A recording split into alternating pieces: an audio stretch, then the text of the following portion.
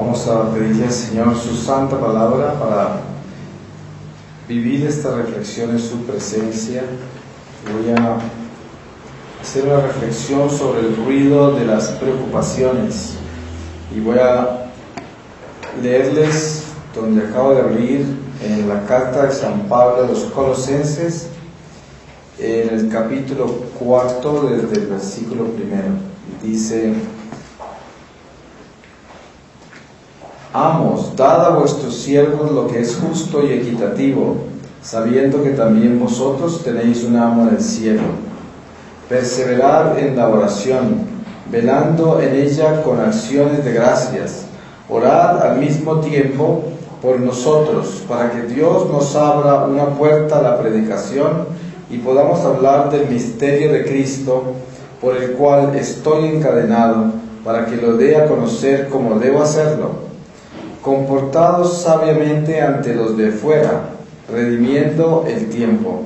Que vuestra conversación sea siempre con gracia, sazonada con sal, de forma que sepáis responder cada uno como conviene. Palabra de Dios. Pues nosotros conocemos muchas preocupaciones, cada uno de nosotros. Y la palabra preocupación es una palabra muy personal, porque si yo le preguntara a cualquiera de ustedes qué es preocupación, yo me imagino que tendría una enciclopedia de lo que es preocupación, porque pues yo pienso que en el momento que nosotros comenzamos a vivir, inclusive desde que ni siquiera tenemos uso de razón y somos unos bebés, nos damos cuenta que los bebés se asustan y lloran y se preocupan por muchas cosas naturales, sin entender. Entonces, preocuparse es morir. Nosotros somos seres mortales y por naturaleza somos seres preocupados, porque ¿cómo no se va a preocupar una persona que se va a morir? Se preocupa permanentemente. Por esto, la administración de la preocupación es una ciencia. Esa ciencia es muy importante de manejar, porque primero, no se puede evitar la preocupación porque no se puede evitar la muerte. Nosotros no podemos parar la realidad de que somos mortales, y por lo tanto, ¿cómo vamos a preocupar la realidad, a parar la preocupación si es imposible parar la muerte? Entonces, siempre y cuando la muerte habite en nuestros huesos, la preocupación habitará en nuestros huesos, porque hay algo preocupante en nosotros, y es que constantemente estamos muriendo, y por lo tanto es como si esperáramos ese último golpe, y inconscientemente estamos esperando el golpe de gracia, que es el último golpe que es el fin de esta vida temporal, y entonces esto crea una preocupación. Ahora, los niveles de preocupación pueden variar de acuerdo a la concepción que tiene cada persona de la vida y sobre todo la relación que tiene con el espíritu, porque el origen de la preocupación es la mortalidad y por lo tanto es el pecado.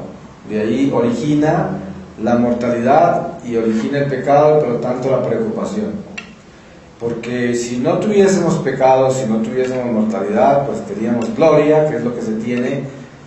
Al final, aquellos que logren obedecer a Dios y pasar esta prueba, se rescata lo que se había perdido. El origen de nuestra vida es en la gloria. Nosotros originalmente hemos sido creados sin muerte, y la muerte entró por un hombre al mundo, y por eso se dice que la vida entró por otro hombre, que es el Adán que vino del cielo, que se llama Jesús. Pero el Adán de la tierra trajo la muerte a nosotros, a todos los hombres. Y desde entonces entra la muerte, entra la preocupación. El ruido de las preocupaciones en un momento dado puede completamente nublar, alterar nuestro estado natural, que nos lleva a obstaculizar en nuestra vida la capacidad de actuar coherentemente. Por eso es que es muy importante establecer la ciencia de la preocupación para dominarla. O sea, nosotros tenemos que darnos cuenta que no es posible evitar la preocupación, no es posible. Por lo tanto, la lucha contra las preocupaciones es una lucha en vano y no se puede luchar contra eso. Es como decir un pescado luchar contra el agua, ¿qué pasaría con él? No puede luchar contra su propio elemento. Uno está dentro del elemento de la mortalidad. Nosotros estamos en la mortalidad, somos mortales. ¿Cómo puede evitar una persona mortal el preocuparse cuando la mortalidad en sí es una preocupación? Entonces, el luchar contra las preocupaciones es luchar contra nuestra naturaleza. Eso no quiere decir que esa es nuestra naturaleza original.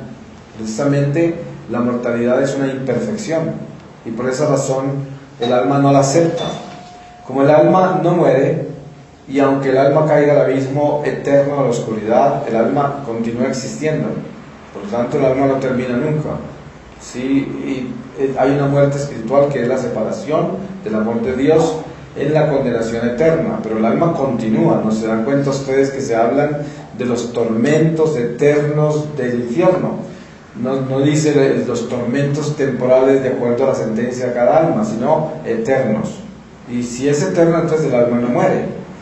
Por eso es que el alma que está en nosotros y que es el mismo ser nuestro, que misteriosamente está dividido en esos estados, el alma no acepta la muerte, porque el alma no conoce la muerte, no sabe, el alma es inmortal y está en un cuerpo mortal. Y ahí es lo que San Pablo dice, que parece como si el cuerpo estuviera luchando constantemente contra el alma, porque el uno pues está tendiendo hacia las cosas mortales y no puede preocuparse de más.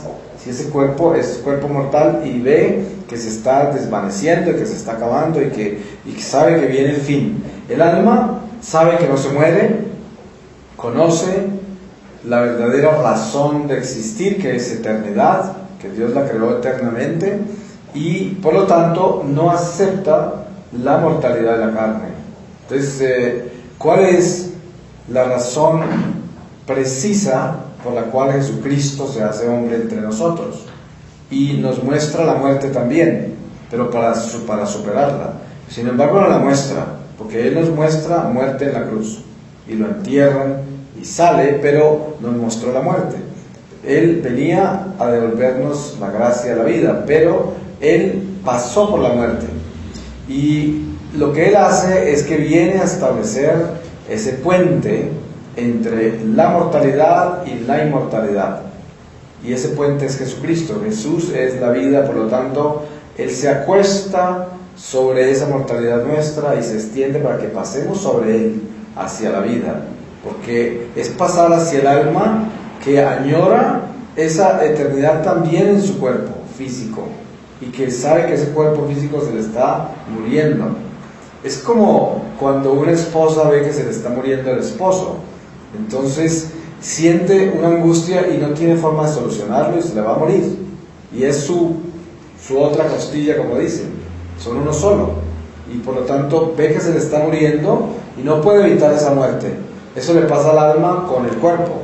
Es como la esposa y el esposo. Se van a desprender y no quieren. Eso no lo aceptan.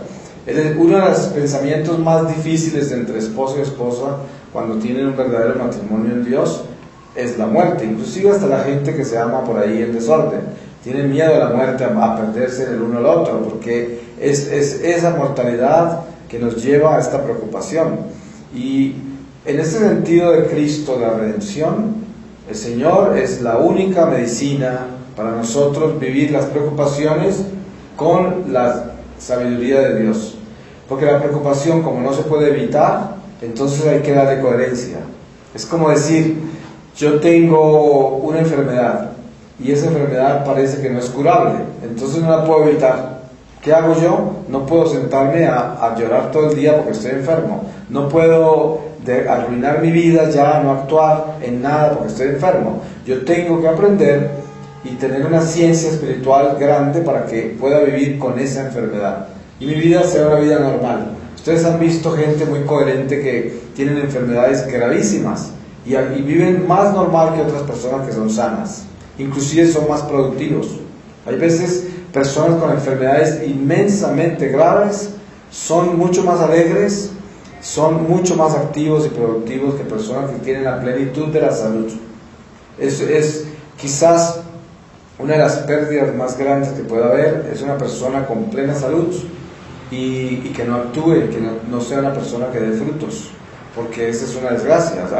Además es un caso muy grave ante el tribunal del Señor al final de esta vida, porque con todo lo que Él nos da, pues es que nosotros estamos hechos para dar fruto, para eso estamos hechos. Por eso la parábola de la higuera, ¿no? Si no da fruto, la cortan. El Señor y maldijo una planta, inclusive para darles un ejemplo de lo que es una planta que no da fruto. ¿Qué le va a pasar? Se va a volver cenizas. Eso es lo que se vuelve al final de esta vida. Por eso el perezoso, la gente que busca siempre excusas para no hacer cosas, para no dar más, esas personas están en mucho problema con Dios, porque al final de esta vida no va a ser bonito, porque precisamente la vida nuestra está para dar fruto, hay que dar fruto. Somos esos árboles plantados en el jardín de Dios y nos plantó para dar fruto, no para ser plantas estériles ahí que están simplemente vegetando, comiendo, subsistiendo, usando el suelo, usando todo y no dan fruto. Por eso el sentido de la preocupación en Dios es sí. Yo estoy preocupado, hay muchas cosas que me preocupan, pero eso no debe detener mi vida. Yo no puedo sentar a preocuparme, no me puedo sentar a preocuparme. Hay gente que se gasta más tiempo preocupándose que viviendo. Y esto no es así, porque uno tiene que entender de que hay cosas que no tienen solución. Por ejemplo, la muerte no tiene solución, nos vamos a morir. Pero lo que sucede con la fe es que el Señor nos ha mostrado el camino en Jesucristo y nos ha dicho: si caminan conmigo no morirán. Y para entender eso tenemos que espiritualizarnos, que cómo vamos a concebir la vida si vemos que el cuerpo lo van a enterrar. Y esa vida que Dios promete es una vida después de la muerte. Por lo tanto, es nada menos que el fruto de esta vida, que es la resurrección. Y como dice San Pablo, este cuerpo que se entierra corruptible se resucitará incorruptible. Esa esperanza que llevamos nosotros en esta, tatuada en esta mortalidad por el bautismo, porque el bautismo es como un tatuaje de vida, es la vida tatuada en nuestra alma, el bautismo, y lo llevamos ahí, y sabemos que el bautismo es la vida, pero vemos que esto se va muriendo, entonces hay que cada vez abrazarse más a esa vida sobrenatural que es el bautismo para entender esa transición.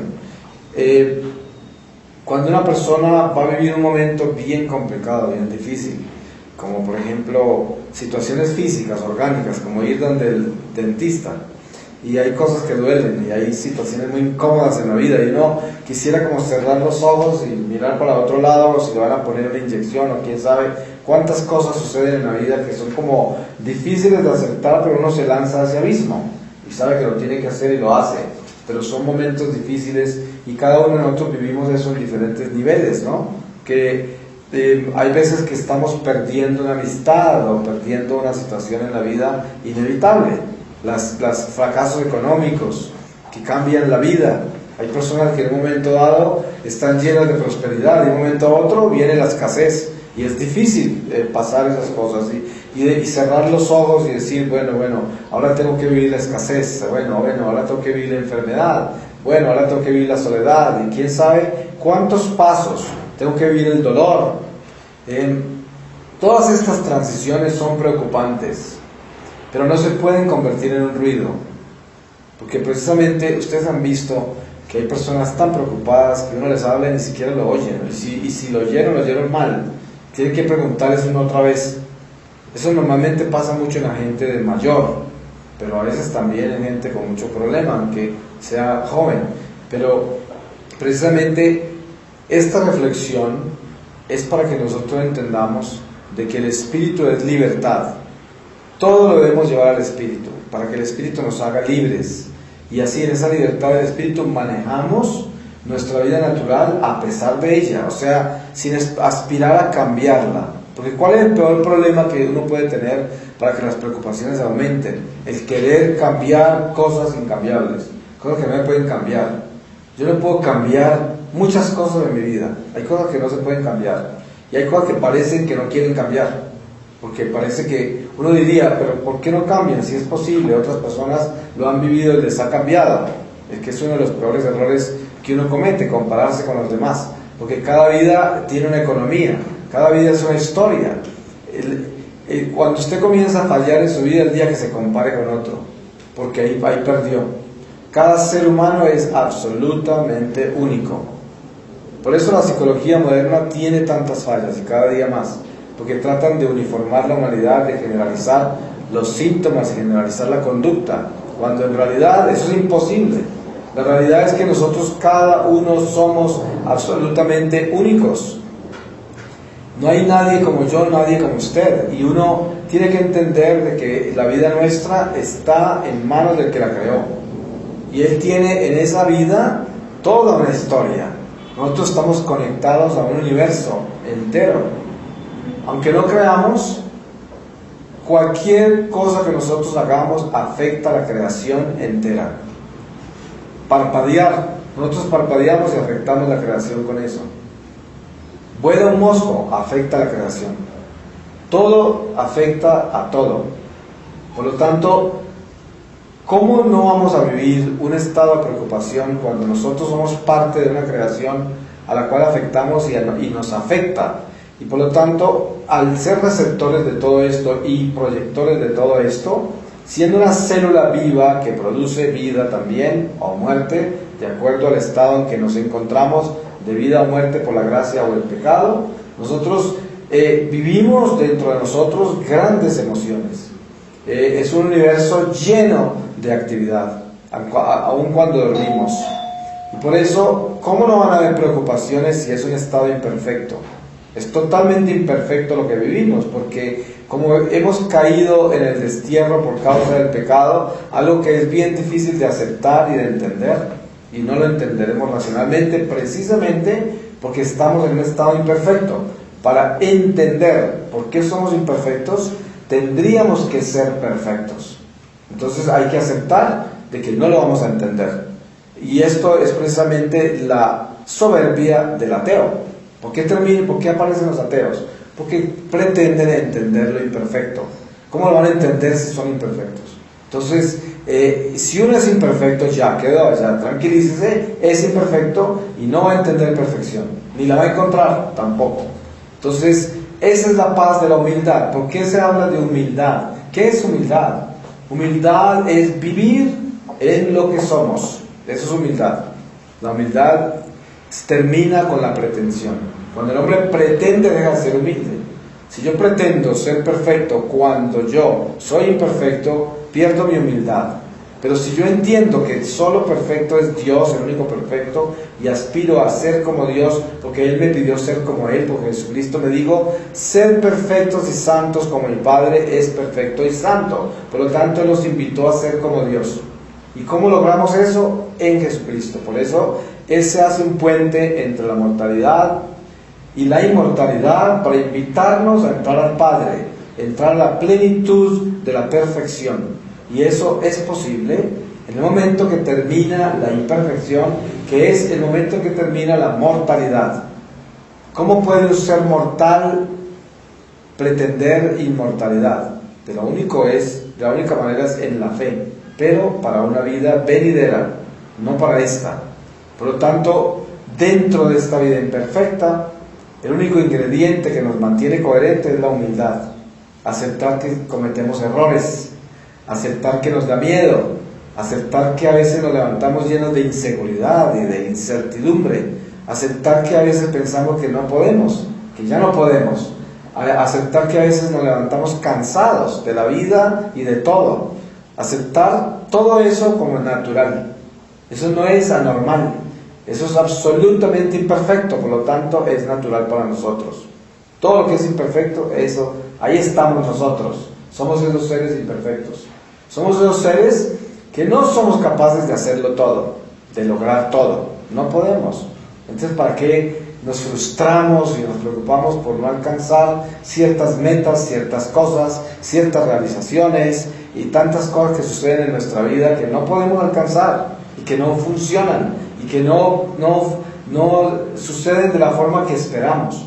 ¿Para qué forzar eso? ¿Y por qué vivir triste y frustrado esperando que ya se va a arreglar, que ya va a funcionar, que ya va a estar mejor? ¿Para qué perder tiempo en eso? No tiene sentido, porque eso es vivir en otro estado, vivir en el futuro, vivir en una ilusión, en un deseo. Y entonces el presente, ¿dónde está? Muerto. No se está en el presente. Siempre se está hablando, es que, y siempre está allá está adelante. Por eso es que el eclesiástico dice que el pasto del vecino siempre más verde, siempre está más verde al otro lado. Y usted verá a la persona más rica del mundo y ve más verde el pasto al otro lado, siempre, porque esa es la mortalidad. Y la libertad que Dios nos da para poder entender de que no hay necesidad de ser esclavos de eso, es que debemos tranquilizarnos. ¿Y la tranquilidad cómo se consigue? No con la ausencia de preocupación, porque la gente piensa que la tranquilidad es ausencia de preocupación. Ahí está el error. No, uno puede estar tranquilo en medio de la preocupación. Suena completamente absurdo lo que estoy diciendo, pero es una realidad, porque es como decir, yo tengo un dolor horrible, pero lo vivo y no va a estar ahí enloqueciéndome porque tengo un dolor. Eso no paró el dolor, pero no me dominó hasta el punto de que yo me convierta en el dolor. Ustedes han visto personas que se convierten en su dolor. Entonces ya lo que habla es el dolor de ellos, ya no habla esa persona. Y es el dolor el que habla. Y precisamente ahí está el naufragio. El naufragio del alma es convertirse en el dolor. No puede convertirse en el dolor. El dolor es parte de nuestra vida, pero no es nuestra vida. Nuestra vida es espíritu. Por eso el dolor es temporal. El dolor es mortalidad. El dolor no es espíritu, pero purifica y fortalece el espíritu. Precisamente la ciencia de la cruz es aprender a morir en medio del dolor para alcanzar la vida. Entonces, ¿qué quiere decir eso? Que el dolor no debe convertirse en nosotros, pero sí nos debe hacer eso que nosotros debemos ser. Nos debe convertir en eso, en lo que debemos ser. Entonces, no es convertirse en el dolor, sino vivir el dolor para ser. Porque al vivir el dolor con amor, Dios está en nosotros y por lo tanto somos. Ya somos. Y para poder ser hay que purificarse uno en medio de estas preocupaciones. Entonces, ¿estamos preocupados? Claro que sí, todos nosotros. El único que no está preocupado es aquel que ya se demonizó. Ustedes ven que un sicario va y asesina y vuelve, come y secuestra. No le duele nada ni le importa nada, porque está demonizado.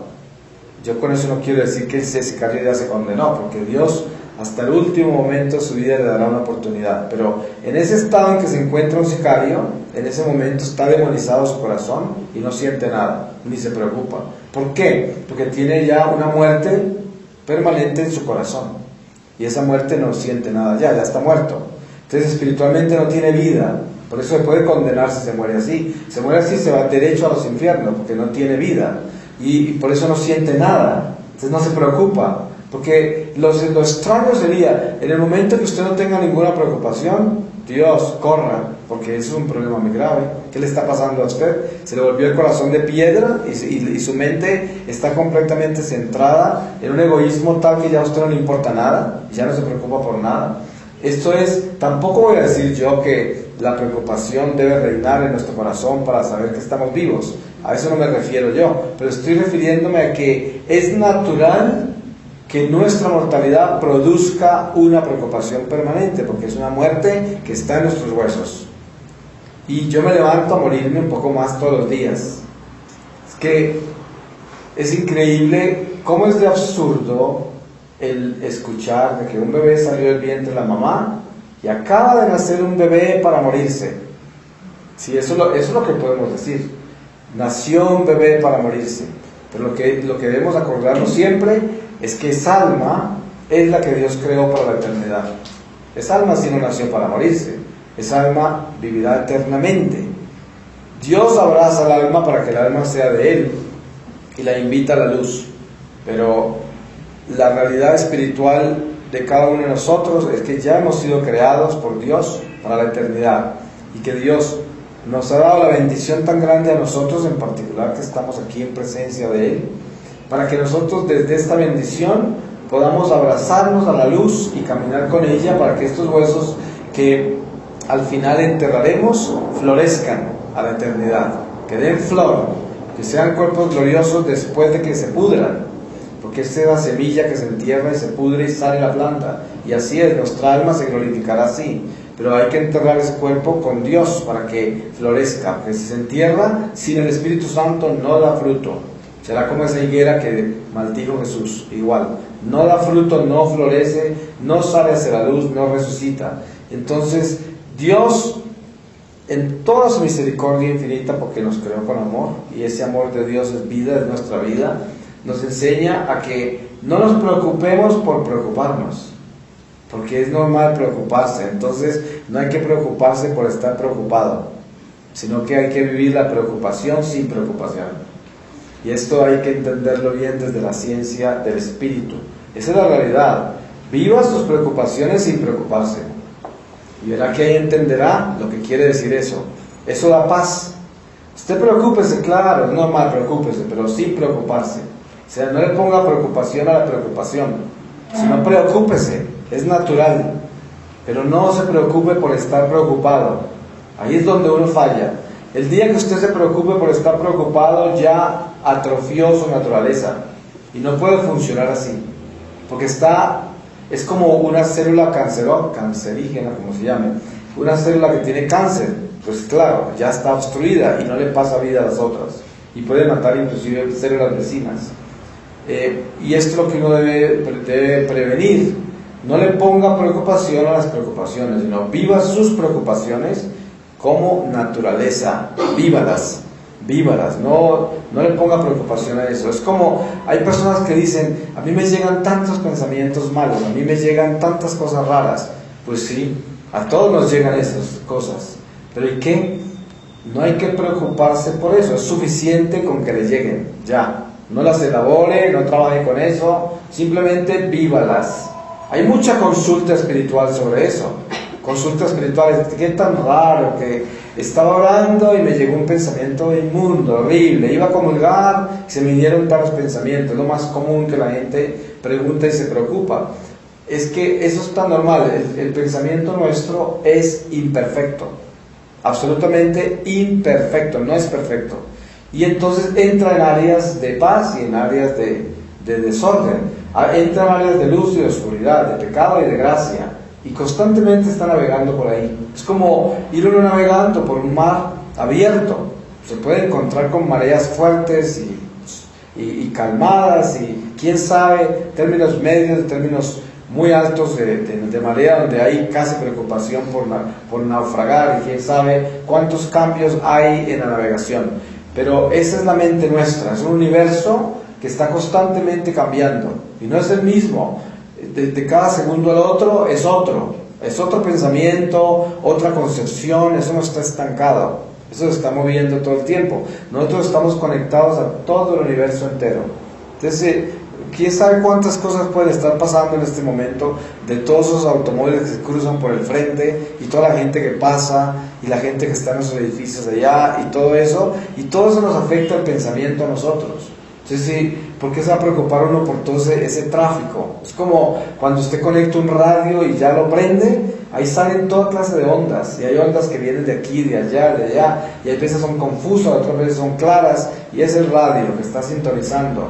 Eso es nuestra mente, un radio que sintoniza, y a veces es buen receptor, a veces no es buen receptor, y uno tiene que estar constantemente moviéndole ese sintonizador, para que uno lo mantenga en una onda donde uno pueda más o menos vivirla con coherencia, con claridad. Pero eso constantemente le toca a uno estar sintonizándose, sincronizándose, armonizándose, porque eso constantemente se está desarmonizando, hay interferencias, hay toda clase de situaciones en nuestra mente, y por eso no debe ser algo a que le sembramos preocupación, porque ya es lo suficiente con tener que manejar una situación de una mente receptora, que no solamente es receptora de cosas buenas, sino de cosas malas. Entonces, ¿para qué preocuparse? Simplemente hay que manejarla. Hay que manejarla y sintonizarla, constantemente estar manejándola para sintonizarla hacia donde nosotros queremos. Ustedes saben que la gente mala sintoniza su mente hacia el mal y quiere pensar cosas horribles, quiere estar pensando cosas malas. Esa es la sintonía de una mente mala. Pero una mente buena está pasándola siempre a hacer bien y quiere insistir en tener la mente enfocada en el bien. Ese es un trabajo que hace cada alma, de acuerdo a su conciencia. Pero al final, en esta reflexión, el punto que queremos tocar, que es muy importante, es no preocuparnos por estar preocupados. Eso es muy importante tenerlo claro. No se preocupe por estar preocupado, porque eso es lo que causa el ruido de las preocupaciones en su mente. ¿Cuántas personas vienen a adorar al Santísimo como estamos nosotros hoy? Y están ahí en un ruido tal que no pueden ofrecerle al Señor ni su corazón, porque lo tienen todo albergado en toda clase y amargado de toda clase de confusiones. Por eso es que es tan importante nosotros entender que Dios nos ha llamado a vivir en el Espíritu, para que en el Espíritu podamos comprender el misterio tan grande que hay dentro de nuestro ser, que podamos entender que estas preocupaciones de nuestra vida son absolutamente normales, a pesar de que son imperfectas. ¿Pero por qué se llama normal? Porque uno diría, normal, esperaría uno que sea una cosa perfecta. Cuando alguien le dice, eso es normal, es como si le dijeran eso es perfecto. Pero no, es que es tan anormal que es mejor que lo acepte como si fuera natural, porque lo es. Entonces, ¿cuáles son las cosas anormales? Una cosa bien anormal, a ver, pensemos en la más anormal de todas las cosas, la muerte. Eso es lo más anormal que hay. ¿Ustedes pueden imaginarse en algo más anormal que la muerte? No lo hay. ¿Cómo es posible que yo estoy aquí hoy, ustedes me están viendo acá, y de un momento a otro estoy en un ataúd y me llevan a enterrar y me va a podrir? Eso no es normal, ¿no? ¿Cómo va a ser normal eso? Es anormal. Entonces, lo más anormal, la muerte. Por eso es que la encarnación de Jesucristo, ¿cierto? De la presencia del Señor entre nosotros, es, ¿qué es? Aquel que viene a derrotar lo anormal. Él viene a entregarnos la perfección, la normalidad, la eternidad, lo que perdimos. Y por eso en Él encontramos la perfección, el camino, la vida, como se dice que es Jesucristo, porque eso es lo que Él es, Dios, el Señor Jesús, que es verdad, vida, y sobre todo que entendamos nosotros que la normalidad de que habla el hombre en una psicología humana elemental es simplemente la naturaleza, es lo que quieren decir, es natural. La palabra normal sería imperfecta para comparar la imperfección, porque la imperfección no puede ser normal. ¿Cómo va a ser normal lo imperfecto? ¿Cómo va a ser normal la muerte? No es normal.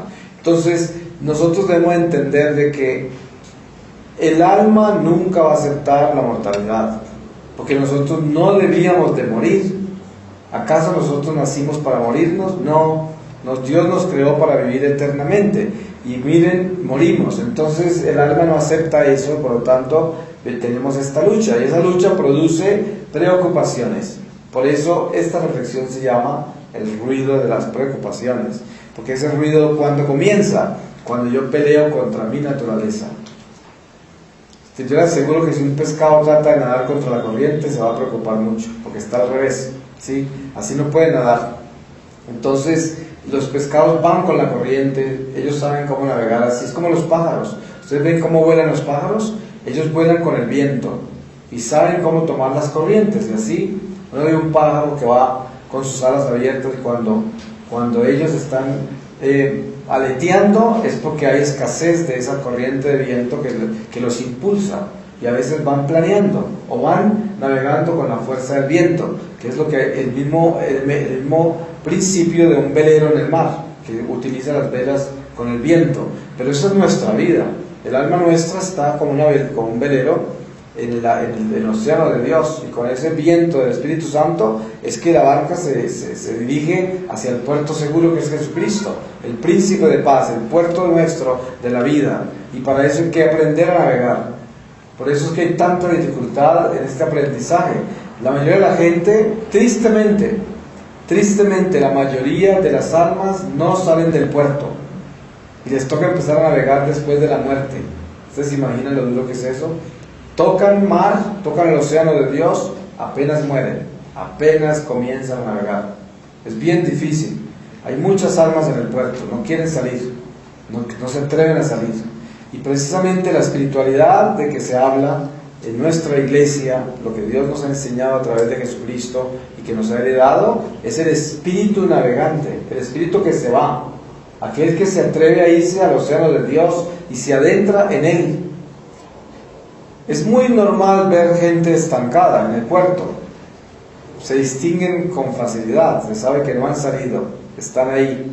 Y ahí en el puerto rezan mucho, ahí en el puerto alaban a Dios, en el puerto hacen de todo, cosas de Dios en el puerto, porque son de Dios, pero no se han montado en la barca, no quieren salir, están ahí.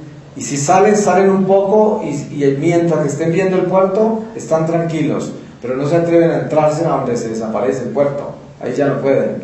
Entonces hay unos que están en el puerto, otros ahí en la playa o adelantico, un poquito adentro, donde se ve el puerto todavía, pero no han entrado. Y es precisamente la escuela de las almas es un enseñar al alma a navegar con Dios, a entrarse en el océano de Dios, a adentrarse en él. Y espiritualidad es navegación, eso es lo que es espiritualidad. Espiritualidad es libertad, es volar, es navegar, es adentrarse en Dios, eso es espíritu. Carne es puerto. La carne está en el puerto. A la carne le gusta la cuna, la paja del nido. A la carne le gusta la comida, le gusta el afecto humano, le gusta estar protegido, la salud, la prosperidad. Eso le gusta a la carne, todo eso. Es el puerto, ahí quiere estar, acobijado ahí, metido ahí. Ustedes han visto que hay gente que usted los invita a 50,000 cosas de Dios, a trabajar, a hacer cosas. Están tan metidos en su carne, en su nido, en sus cositas de esas del puerto, que no alcanzan a sacar tiempo para eso, porque todo el tiempo lo meten en el nido, en su cosa, en su afecto, en su carne, en el puerto. No navegan, no salen. Y ahí en ese puerto son grandes orantes, y ahí aman a Dios, y ahí lo alaban, y ahí tienen hasta cosas, hasta ven cosas en el jabón y en toda parte, porque escuchan voces, y quién sabe cuántas cosas les pasan, porque son de Dios. Pero qué tristeza, son marineros que no quieren navegar. Y precisamente el llamado en el espíritu es a salir de la cuna, a salir del nido, porque somos pájaros grandes ya tenemos que salir, hay que salir a navegar, y a pesar de las preocupaciones que la vida trae, porque no las podemos evitar, tenemos que caminar con eso. Por eso decía, no hay que preocuparse por estar preocupado. Ahí es donde viene el ruido de las preocupaciones y viene la interferencia que nos bloquea absolutamente toda nuestra vida. Hay personas que sabemos que están completamente desarmonizadas porque están preocupadas por las preocupaciones. Entonces son inútiles, están atrofiados, no se pueden ni mover, porque las preocupaciones de las preocupaciones no los dejan caminar, no los dejan actuar, y entonces se vuelven neuróticos, gente que pierde la paciencia, la tolerancia, la compasión, el amor, todo porque están tan preocupados. Y inclusive esa palabra les sale muy comúnmente de la boca, muy a menudo. Estoy muy preocupado, estoy preocupado, estoy preocupado, claro, porque esa es como la bandera, con eso navegan dentro de su puerto que no tiene destino, porque ese puerto donde están estancados es una navegación en el pantano. Es como el que navega en el pantano de la lluvia. Ahí no hay nada que hacer, para ninguna parte va a llegar, y piensa que está haciendo mucho con esas preocupaciones, cuando lo que está haciendo es destruyéndose. No hay salud, no hay posible salud mental en una persona que se preocupa por estar preocupada, porque es como, hay situaciones particulares, como las condiciones de salud. Hay personas que tienen una condición de salud que le altera el sistema nervioso, por ejemplo, y el sistema nervioso produce una cantidad de sensaciones, presentimientos, incertidumbres, inseguridades, miedos, fobias, a veces por la misma medicina que se está tomando, a veces por la dieta que una persona tiene. Por ejemplo, la gente que come muy mal, que come comida que consideran como comida que es basura, que son puras cosas que no alimentan y engordan y hacen daño, ese tipo de personas en un momento dado pierden la salud mental y terminan en unos estados de incertidumbre y de situaciones horribles que no saben qué son, y son simplemente orgánicas. Si una persona de esas se desintoxicara físicamente, recuperaría su salud mental, y el sistema nervioso recuperaría su salud, y ya no tendría todo ese hemisferio espantoso de preocupaciones anormales, porque en este caso yo lo llamaría anormal porque es lo más coherente es estar preocupado, es coherente. ¿Sabe por qué? Porque si usted se levanta y usted no se preocupa por actuar, entonces le falta esa preocupación para moverse. Sí, pero eso es una preocupación sana, porque esa preocupación es como una estima, no la autoestima, que yo no hablo de eso, porque solo tenemos cristoestima, pero el hombre se mueve por estima. Si no tiene estima, no le puede levantar de la cama. ¿Qué es lo que le levanta a usted de la cama? Su estima. ¿Pero qué es estima? ¿De dónde viene? Pues de Dios, que es la fuerza de la vida, que es el soplo de la vida. Entonces, cuando uno no tiene el impulso para actuar, para hacer las cosas que tiene que hacer, o para dar más, para producir más, es porque le falta esa preocupación natural que lo lleva a actuar. Y esa preocupación es como, uno se debe preocupar por amar, no debe preocuparse por eso, yo debo preocuparme por amar. Pero entonces no tengo que preocuparme por no estar preocupado por amar, sino que debo empezar a preocuparme por amar. Y eso es lo importante, que si empiezo a preocuparme porque no me preocupo por amar, eso quiere decir que en cierta forma me estoy atrofiando por buscar hacer lo que no estoy haciendo. Esa es la disculpa de mucha gente. Hay gente que dice, ay no, por mucho que trato, yo no puedo perdonar. Por mucho que trato, es que no tengo paciencia, se me acaba la paciencia. Eso no es verdad, eso es simplemente una actitud. Esa actitud es una decisión que yo tomo. Yo quiero ser así, eso es lo que quiero hacer y así actúo. Y no quiero cambiar, porque la realidad es que yo sí puedo. Yo me puedo preocupar por perdonar. Yo me puedo preocupar por amar más. Yo me puedo preocupar por dar más. Yo me puedo preocupar por ser más paciente, más tolerante, más compasivo. Todo eso me puedo preocupar por eso. Pero no me puedo preocupar por no estar preocupado por amar más. No me puedo preocupar por no estar preocupado por perdonar. Eso ya es un truco increíble que tenemos nosotros en nuestra naturaleza mala, que siempre, muy inteligentemente, sacamos esta justificación. Estoy preocupado porque no me preocupo por perdonar. ¿Qué tal eso, la astucia de eso? Es astuto. Por eso, esas consultas espirituales cuando dicen, ¿qué hago para perdonar? Es una mentira. Es una absoluta mentira.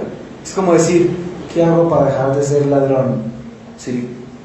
¿Qué hace? No robe, ¿cierto? ¿Qué hago para dejar de mentir? No mienta. Entonces, ¿qué hago para perdonar? Perdone. Es muy sencillo, pero el ser humano es tan astuto, somos tan astutos que sacamos toda esta farsa de estar preocupados por no estar preocupados por hacer esto. Entonces no hay que ponerle preocupación a la preocupación y tampoco hay que ponerle la preocupación por no estar preocupados, porque si descubrimos que la preocupación a cambio de ser un defecto es una virtud, si nosotros lo utilizamos como estima para hacer las cosas.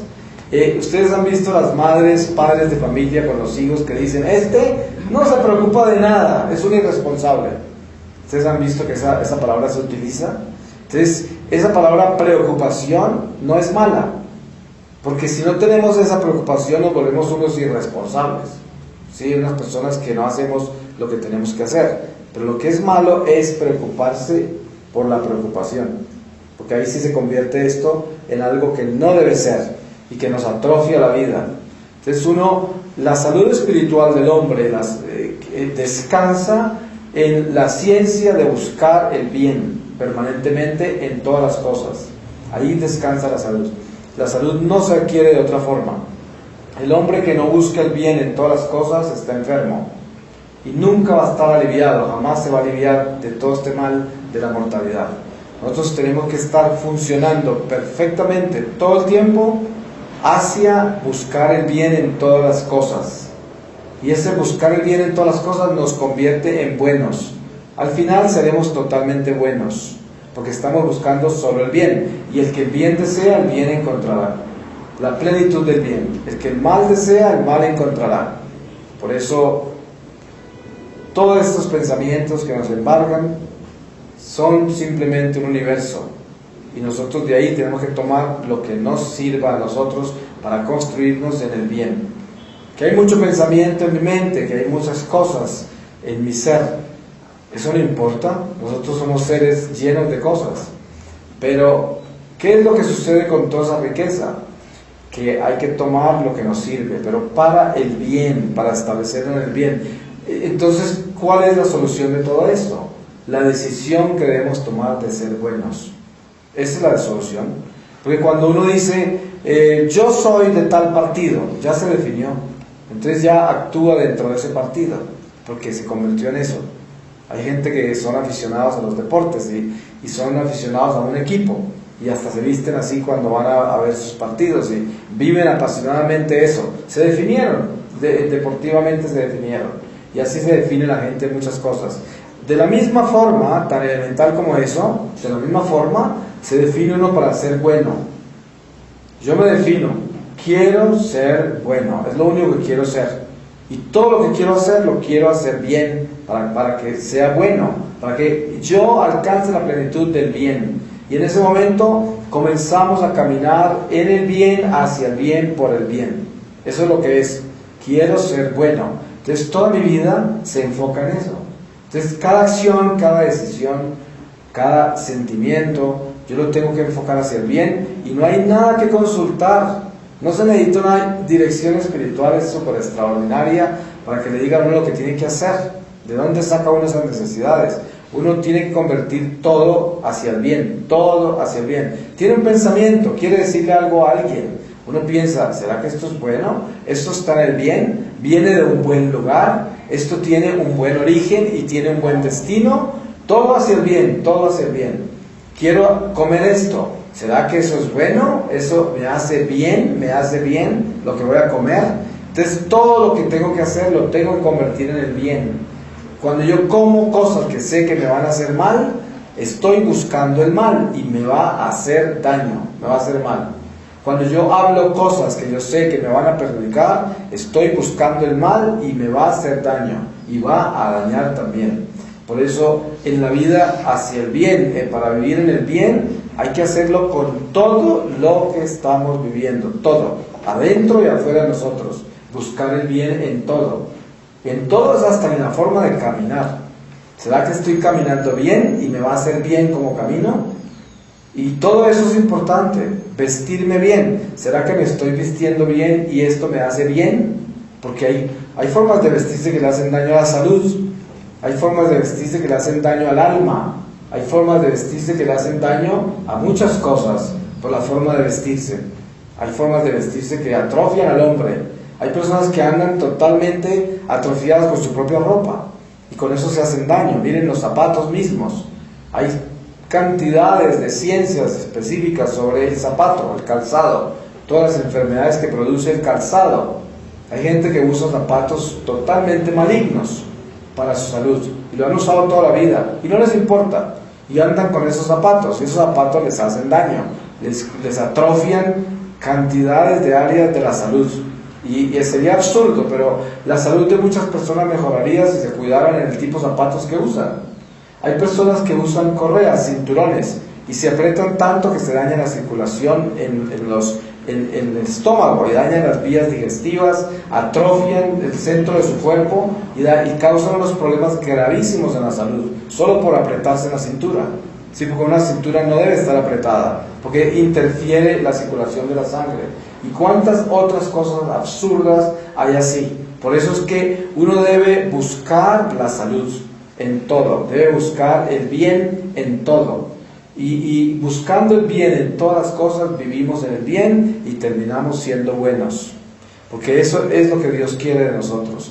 Entonces, dense cuenta que cuando se da cuenta que una persona se está espiritualizando y comenzó a navegar hacia el océano de Dios, cuando esa persona se vuelve meticulosa, cuando esa persona es absolutamente cuidadosa de todo lo que hace y es una persona humilde, amable, no exige, no le pone presión a nadie sobre nada, sino que todo lo navega con esa pureza del espíritu que es la amabilidad. Nunca está... Ustedes se dan cuenta que en esta cultura nuestra colombiana es muy común la violencia, es muy común sacar las cosas a la brava, como decimos aquí en el lenguaje criollo, ¿no? Que es como, todo es con una amenaza, todo es como con una actitud, como sembrándole culpa a los demás, siempre se consiguen las cosas a la brava. Siempre se pide como, si no me da esto, pues yo me voy a sentir mal y la amistad va a quedar así, ¿no? Es como más o menos el tipo de cosas que se hacen. ¿Sí? Eso se hace entre esposos, con los hijos, es como una violencia impresionante. De eso nace la guerrilla, nace toda la violencia, el crimen, de ese tipo de actitud, que es una actitud malévola, ¿no? Es algo malo, porque se está actuando sin amor, se está actuando para sacarle resultados a la vida que no son buenos, porque no se está viviendo en el bien. Las personas buenas se les nota en todo, y cuando digo todo es todo, en la forma en que hablan, en la forma en que miran, en la forma en que sienten, en la forma en que saludan, en la forma en que se expresan, en la forma en que se sientan, que se paran, que caminan. En todo se conoce el bien se conoce en todo. Por eso el discernimiento de espíritus no es difícil cuando una persona está en el océano de Dios. Cuando se está dentro del océano se ven los espíritus, y los espíritus ya no se engañan, ya no engañan a uno, ya uno sabe que espíritu está montado encima de esa persona, se le nota en todo, por todo lo que hace. Y eso es importante adquirirlo, llegar a ese estado de navegación, donde yo puedo ver, donde tengo claridad de lo que es el bien y lo que es el mal, y donde yo puedo descubrir cuánto mal hay en mí, la cantidad de mal que hay en mí. Me doy cuenta la cantidad de mal que hay en mí por las cosas malas que hago, que me perjudican, en todo. Por eso puse ejemplos de la forma de caminar, de vestir, de comer, de pensar, de mirar, de sentir. En todo eso hay que tener esa claridad de que el mal está en todo, el bien está en todo. Y la decisión nuestra es buscar todo hacia el bien, todo hacia el bien, todo. Y muchas veces uno ni se fija. Mire, usted mire su habitación, observe bien la habitación donde usted duerme y piense, ¿será que todo esto que tengo aquí me hace bien y es por el bien? Y se va a dar cuenta que hay cosas que usted no debe tener ahí. Ustedes saben que todo lo que usted tiene le produce un tráfico en su corazón y en sus emociones, en sus sentimientos, todo lo que tiene. Cuando usted entra a un lugar, un ejemplo muy clásico espiritual. Si usted tiene desorden, los espíritus tienen permiso para entrar. El espíritu solo entra por el desorden, nada más, por la suciedad. ¿Cuándo entran las cucarachas y los insectos a una cocina? Solo cuando está sucia. ¿Cuándo más? Nunca entran. Una cucaracha pasa por la cocina que está totalmente limpia y esas antenas hacen así y sale todo aburrido, rapidito, ¿no? Ahí no se queda, ahí no pone huevos. Ellas, donde pasen y vean mugre, ahí se quedaron. Una cucaracha, mala seña. Por eso las casas hay que tenerlas limpias. Uno tiene que tener todo limpio, porque esos son señales de suciedad, y a veces suciedad espiritual. Entonces, mire que los exorcistas, cuando exorcizan una casa, lo primero que hacen es hacerla limpiar bien de todos los insectos y cosas que hay en una casa que esté infectada con espíritus. Una de las señas de infección de espíritus son insectos y cosas raras que empiezan a invadir una casa. Entonces, ¿qué sucede? Se dice en las leyes monásticas, por ejemplo, los padres del desierto, o leyes monásticas como San Juan de Clímaco o San Benito, ellos terminaron con celdas, los monjes. En las celdas solo tenían su cama y un crucifijo, nada más, ni siquiera una silla, ni un escritorio, ni un cuadro de nada, solo el crucifijo y la cama, una cama dura, ¿sí? Y eso era todo, pero eso estoy hablando de monjes, ¿no? Pero de ahí, nosotros tenemos que, de esas leyes monásticas, si queremos ser personas espirituales, de ahí tenemos que recorrer y trasladarnos al estado de vida en que estamos y mirar bien nuestra celda, que al final de cuentas es una celda. Entonces ahí usted reposa y ahí usted se levanta. Sí, lo último que ve antes de acostarse en su cuarto, lo primero que ve es cuando se levanta. Es muy importante eso. Entonces, pueden haber cosas en su habitación que no los llevan al bien y que además le producen un tráfico, unas cosas. Usted sabe, usted mira un cuadro y ese cuadro lo impacta, le produce pensamientos. Ese cuadro representa toda una historia. Y por eso es que en el mundo pagano son muy comunes los paisajes en las casas, en cuadros, porque eso le da supuestamente paz a la gente, porque ellos no tienen espíritu, vida espiritual, y la vida espiritual la proyectan en el arte. lo proyectan en la decoración interior, en otras cosas, en la música, lo proyectan en los aromas, lo proyectan en cosas así, proyectan la espiritualidad exterior, como la paz exterior la compran con situaciones, con objetos, con arte. Nosotros no necesitamos eso. Si nosotros somos del Espíritu, no necesitamos buscar la paz en el arte, ni en la música, ni en los aromas. Por eso precisamente la nueva era está hecha de todas esas cosas. La nueva era, ¿qué es? Arte, música, aromas, todo lo que es naturaleza, fuerzas de la naturaleza, imanes, todas esas cosas son naturaleza, y la nueva era está hecha de eso. ¿Y por qué se pelea contra eso? Porque nosotros tenemos que buscar en lo de adentro, interior. El Espíritu nos es suficiente. Por eso le decía Jesús a San Pablo: mi gracia te basta, yo me glorifico en tu flaqueza. Entonces, todo lo que me falte a mí, Cristo me lo completa. Yo no necesito buscar la paz en un cuadro, ni en una canción, ni en un incienso. Yo no necesito la paz, la encuentro en Dios dentro de mí. Ahora, eso no quiere decir que uno no puede tener un cuadro o oír música, no estoy diciendo eso, pero esas cosas son elementos naturales que nos entretienen, pero no debemos nosotros sujetarnos a esos elementos para que esos elementos nos produzcan a nosotros un efecto interior que transforme nuestro estado. Eso ya es peligroso, porque ahí es donde entra la nueva era. Por eso el espíritu de la nueva era reemplaza al espíritu de Dios, porque le da uno poder a las cosas naturales. Entonces, hoy tenemos que entender que el Señor nos llama es a vivir el Espíritu de Dios, que es la paz. Esa es la paz. Para terminar, yo diría que la conclusión de esta reflexión sobre el ruido de las preocupaciones es que es absolutamente natural estar preocupados, pero no es natural preocuparnos por la preocupación. Por eso la salud mental, la salud emocional, la salud espiritual tiene que sujetarse a la ciencia de la cruz, que es natural estar preocupado porque somos mortales y nos estamos muriendo todos los días, y ¿quién nos va a preocupar por eso? Y encima de todo se nos está muriendo todo el mundo alrededor que nosotros queremos y estamos apegados a ellos, y se nos van a morir también. Quién sabe cuál primero que el otro, pero todo eso causa una incertidumbre en nuestra vida y es absolutamente natural, y por eso no podemos pelear contra esa corriente, y sin darnos cuenta esas cosas afectan otras. Por eso vivamos en la paz del Espíritu. El Señor nos invita a que a través de la oración, a través de los sacramentos, encontremos una paz para vivir nuestras preocupaciones en una forma natural.